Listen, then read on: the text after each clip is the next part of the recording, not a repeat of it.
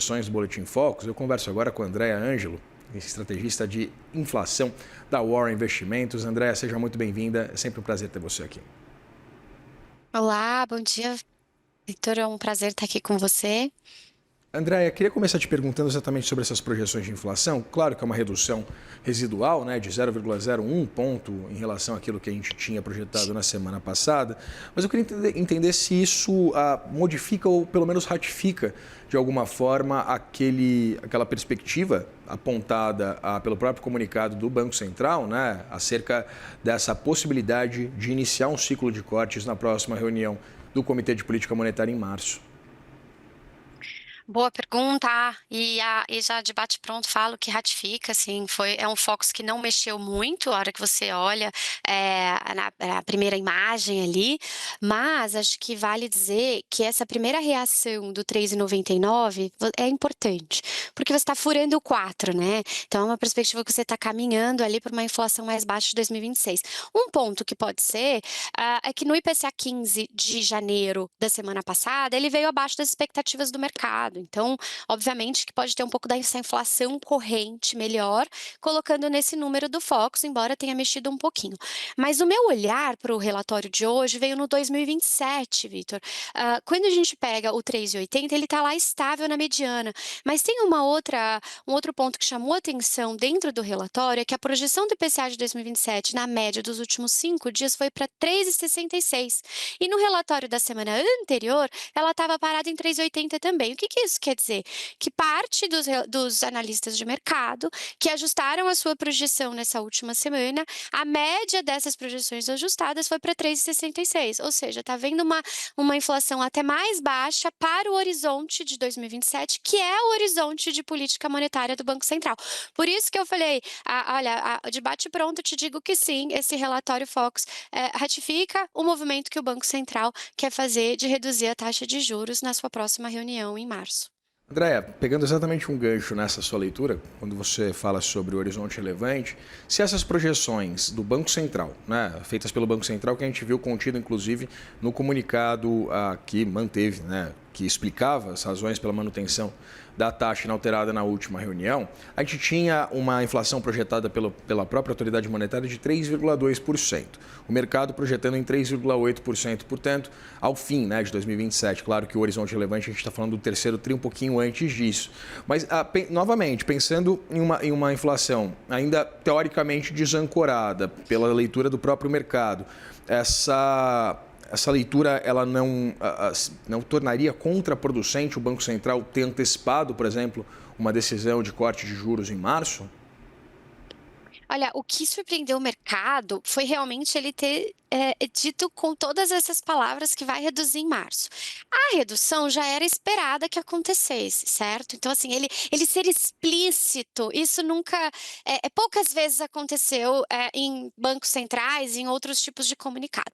Agora, sobre essa inflação que ela está apontando, né, pelos analistas de mercado, diferente do que está apontando o modelo do Banco Central, eu acho que isso fica muito qual o tamanho do orçamento que a gente vai ter nessa flexibilização monetária que vai ocorrer a partir de março. Então, flexibilização monetária não é a novidade. O que novidade agora e o que o mercado está tateando é: será que o orçamento que o Banco Central tem para cortar os juros, já que não está na meta, né? Os analistas, as expectativas de inflação não veem o IPCA na meta neste horizonte relevante, será que ele pode ir até 300 pontos? Ele pode chegar com uma Selic a 12 ou não? Ele vai ter que parar em 13? Então, acho que é isso que o mercado está de olho para tentar criar convicções em relação ao tamanho do orçamento que o Banco Central tem. E um outro ingrediente é se esse orçamento ele vai ser com um ritmo de corte de 25 pontos ou de 50. O mercado fechou a sexta-feira, tem algumas apostas, né, de corte, de probabilidade, alguns ativos, alguns produtos, né, de bolsa, que mostram qual que é a probabilidade que o mercado está dando do tamanho do primeiro corte de março. E foi para 40, então, ou seja, você tem 40 pontos de corte já implícito na reunião de março. Ou seja, então 25 já perdeu a probabilidade, isso a preços de mercado, ganha a probabilidade um corte de 50 a preços de mercado da última sexta-feira. E aí, com essa perspectiva, ela já está projetada, Andréia, quando a gente olha também para essa projeção de Selic terminal em 2026, né, de 12,25% ao ano, porque há uma série de divergências, né, dependendo de casa para casa, instituição para instituição, acerca de qual vai ser, de fato, essa Selic ao fim de 2026. Hoje aqui na Warren a gente prevê que vai chegar a 12,25, então a gente está junto com o Boletim Focus. 2027 acho que fica aí também uma grande dúvida, o que vai conseguir fazer, se a Selic de 2027 ela vai continuar o ciclo com esse novo Banco Central, um novo governo, né, pós-eleição. O Focus ele mostrou 10,5 como mediana, mas naquela média dos últimos 5 dias foi para 10, que é outro ponto importante para destacar no relatório divulgado hoje pelo Banco Central. A expectativa é a nossa, que é que fique em 11, então a Warren tem esse 12,25 e 11, continua caindo em 2027, porque a inflação ela vai realmente estar caminhando ali para os 3%, centro da meta, não vai chegar lá, mas vai estar ao redor disso, com uma atividade econômica mais fraca. Então, acho que essa é a perspectiva, essa é a leitura, e os agentes vão se moldando com esse passo. Pensando um pouquinho no câmbio, evidentemente também com essas projeções que elas são completamente atreladas, né, ao comportamento inflacionário, ao comportamento dos preços também. Hoje a gente tem um câmbio no patamar ali de 5,20, né, R$ 5,24, 25, depois inclusive de uma pressão altista ali na última semana. Eu queria entender, dada essa leitura por parte de boa parte do mercado, diria até a maioria, de que o dólar está perdendo força frente às demais moedas, né? Tem uma política, inclusive intencional por parte de Donald Trump, de desvalorizar a própria moeda. Pensando exatamente nesse comportamento, por que o Boletim Focus continua projetando uma taxa de câmbio de R$ 5,50? Ótimo ponto, Vitor. A gente estava até discutindo internamente aqui. E a minha percepção é que os agentes de mercado, eles, como o IPCA tem mais visibilidade, é mais atrativo para você atualizar as projeções de IPCA antes de movimentos de câmbio. Então, ou seja, o que eu quero dizer?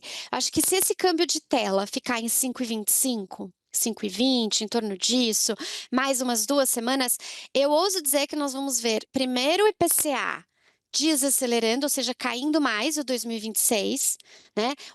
Os analistas colocando essa projeção de câmbio implicitamente mais fraco dentro das projeções de IPCA, e depois vai o movimento do câmbio. Então, eu acredito que esse movimento é porque a visibilidade dos analistas para expectativas de inflação ela é maior, e depois ela vai com as expectativas do câmbio. Então, eu acho que vem um movimento que parece até contraditório, mas você vai ver primeiro o IPCA de 2026 desacelerando para depois ver o câmbio indo para, né, mais valorizado, real, indo para mais perto de 5,20. Então, acho que isso é um ponto que o câmbio, há uma janela de oportunidade para as expectativas de inflação de 2026 desacelerarem mais. Essa é a minha percepção.